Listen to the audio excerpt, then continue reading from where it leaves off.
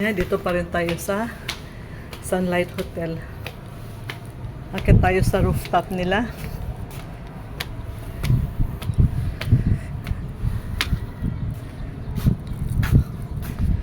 Ayan, so parang ma-view natin lahat dito sa taas.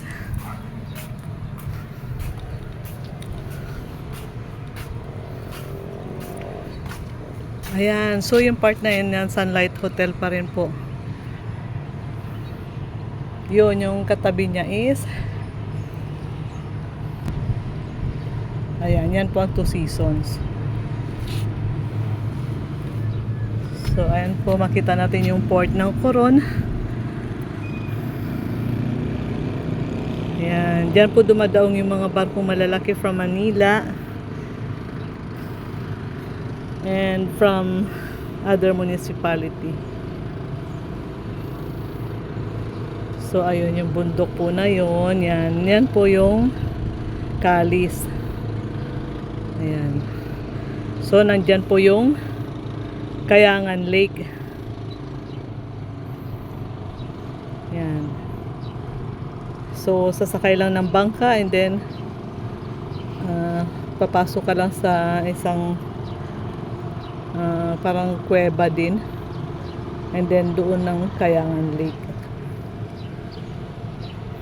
Ayan. So, yung way na yun, yun ang going to Culion naman.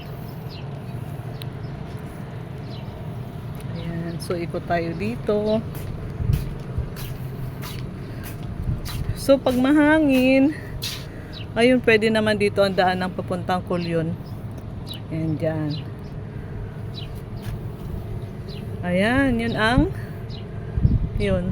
Tambakan. So, dati is dagat yan. Ayan.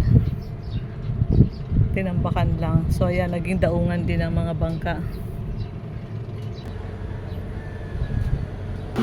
Ayan, balik na tayo sa ating room. Dito na ako sa loob. Hi, sir.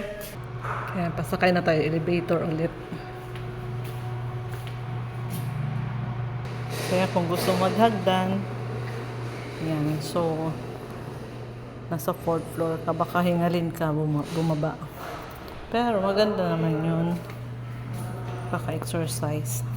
So, pasok na tayo sa elevator.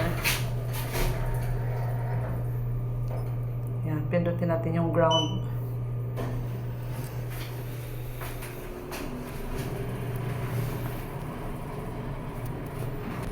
Yan, so nag-isa lang tayo dito. Ayan, dito lang tayo sa ground floor.